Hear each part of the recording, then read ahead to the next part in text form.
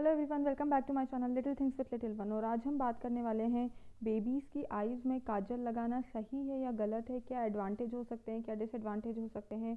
Also इससे लेकर कुछ मिथ हैं जो कि हमारी सोसाइटीज़ में चले आ रहे हैं बहुत टाइम से, तो हम यही सब टॉपिक के बारे में डिस्कस करने वाले हैं। तो चलिए शुरू करते हैं।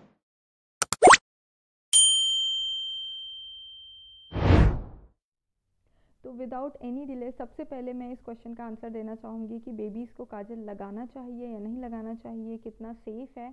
तो बेबीज़ की आंखों में काजल बिल्कुल नहीं लगाना चाहिए मेरे हिसाब से। मैंने श्रीगुन को बहुत थोड़े से टाइम के लिए, I think around for a month, मैंने उसको काजल लगाया था।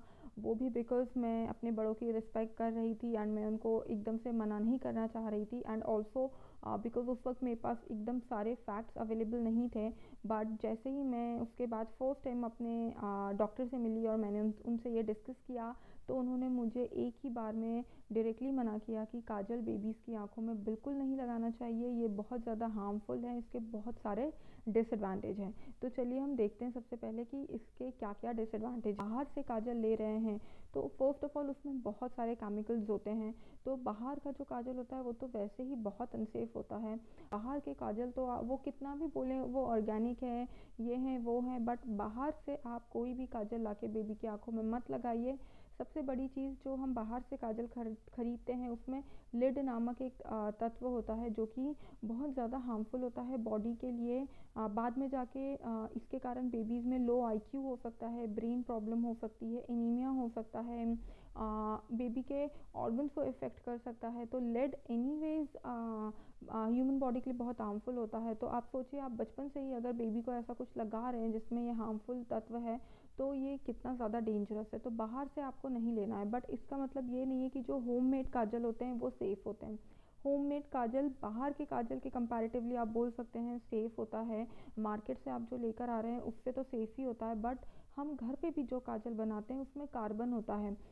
एक नॉर्मल चीज़ है कि जब भी आप कुछ जलाते हैं, जैसे कि आप अगर आलमंड से काजल बना रहे हैं, बादाम को जलाकर काजल बनाना बहुत ही ज़्यादा प्रचलित है इंडिया में, या घी को जलाकर काजल बनाना बहुत ज़्यादा फेमस है। तो अगर आप इस तरह से काजल बना रहे हैं तो वो जो भी चीज़ जल रही है, वो जो काला चीज़ जमा हो रही है, वो कार्बन है। और वो कार्बन आप बेबी की आंखों में लगा रहे हैं, उससे बेबी को बहुत सारा प्रॉब्लम हो सकता है, इरिटेशन हो सकती है, खुजली हो सकती है, आंखों में पानी आ सकता है। इनफैक्ट अगर कुछ एक्सट्रीम केसेस में इसमें आगे जाकर बेबी की आंखें तक कमज़ोर हो सकती है। तो आपको घर में भी बनाया हुआ काजल नहीं लगाना चाहिए। इसके बाद नेक्स्ट चीज़ जो मुझे सबसे ज़्यादा खटकती थी, या मुझे जब भी श्रीगुन को काजल लगाया जाता था, जो मुझे सबसे ज़्यादा अनसेफ लगता था, हाइजीन मेंटेन करना या क्लीनलीनेस मेंटेन करना। तो हम हमेशा सुनते हैं, हमारे डॉक्टर्स कहते हैं, मैंने अपने पुराने वीडियोस में भी बताया हुआ है, बेबीज़ के आसपास हमें हाइजीन मेंटेन करना बहुत ज़्यादा ज़रूरी है। क्लीनलीनेस रहना चाहिए, सब कुछ साफ़ सफाई होनी चाहिए। तो अब हम अगर बेबी की आँख में काजल लगाते हैं तो हम उंगली से लगाएंगे या तो किसी ऑब्जेक्ट से लगाएंगे। और बेबी को हम रोज़ मालिश के बाद, नहाने के बाद डेली काजल लगाएंगे। एक डेली रूटीन होगा। कई बार हो सकता है आपने हाथ ठीक से साफ़ नहीं किए हों और आपने बेबी के आँखों में वही गंदे हाथों से काजल लेके लगा दिया हो, या हो सकता है आपका काजल जैसे कि दिए में या किसी बर्तन में आपने जो काजल बनाया हुआ है या बाहर से ले रहे हैं, वो अगर प्रॉपरली आपने सिक्योर प्लेस पे नहीं रखा है तो उसमें कोई डस्ट वगैरह जमा हो रही है, या जो ऑब्जेक्ट से आप लगा रहे हैं अगर वो ऑब्जेक्ट साफ़ नहीं है तो बेबी को इससे इन्फेक्शन हो सकता है। ये एक अनहाइजीनिक थोड़ा सा तरीका होता है बेबी को काजल लगाने का। तो इसलिए ये मुझे सबसे ज़्यादा खटकता था जब मैं श्रीगुन को काजल लगाते थे, क्योंकि वो उंगली से लगाते थे। एंड मुझे हमेशा लगता था पता नहीं उंगली कितनी साफ़ होगी, कितनी देर पहले धोई होगी। धोने के बाद भी कई बार ऐसा होता है हमने कोई कपड़ा छू लिया, कुछ छू लिया हाथ को सुखाने के लिए, तो उसमें पता नहीं कितने जर्म्स होंगे, और हम वो डायरेक्ट वही लेते हैं और बेबी की आंखों में लगा देते हैं। तो इससे इन्फेक्शन का खतरा बहुत ज़्यादा होता है। नेक्स्ट थिंग है क्लीनलीनेस मेंटेन करना। तो देखिए, काजल जब हम आँखों की ये लोअर आईलिड पर लगाते हैं, इसको छुड़ाना बहुत मुश्किल होता है। तो आप ईयरबड से ट्राई कर सकते हैं, या अपनी हाथों से या कपड़े से आप ट्राई करते हैं। तो आप क्या करते हैं, जो बेबी की लोअर आईलिड होती है उसको आप थोड़ा सा इरिटेट करते हैं, बार बार रगड़ते हैं काजल मिटाने के लिए। तो उससे जो बेबी की लोअर आईलिड है वो बहुत ज़्यादा सी घिसती है, तो उसमें थोड़ी सी इरिटेशन होने लगती है। आप बड़े लोग भी देखिए, अगर आप वैसे तो बड़े लोग के लिए स्मज प्रूफ, वाटर प्रूफ बहुत टाइप के काजल आते हैं, बट अगर आप नॉर्मल काजल भी लगाएंगे और आप उसे निकालेंगे तो इतने ईजिली काजल नहीं निकलता है। ऑल्सो जब भी बेबी सो रहा है रात में, तब आपको उसको पूरा साफ़ करके अच्छे से सुलाना चाहिए। बड़े लोगों को भी बोला जाता है कि आप मेकअप उतार के सोइए, अपनी बॉडी को थोड़ा साफ़ लेने दीजिए, सारा सब कुछ आप जो भी मेकअप किया है वो निकाल के सोइए। मेकअप रिमूवर की इतनी सारी चीज़ें प्रोडक्ट्स अवेलेबल हैं फॉर एडल्ट्स। बेबीज़ के लिए तो ऐसे कुछ होता नहीं है। तो अगर आपने जो काजल लगाया, अगर आप वो रात में निकालने की कोशिश कर रही हैं, चलिए आपने रगड़ वगड़ के निकाल भी लिया, तो भी कितना भी सफाई से करेंगी थोड़ा बहुत काजल आँखों में रह ही जाता है।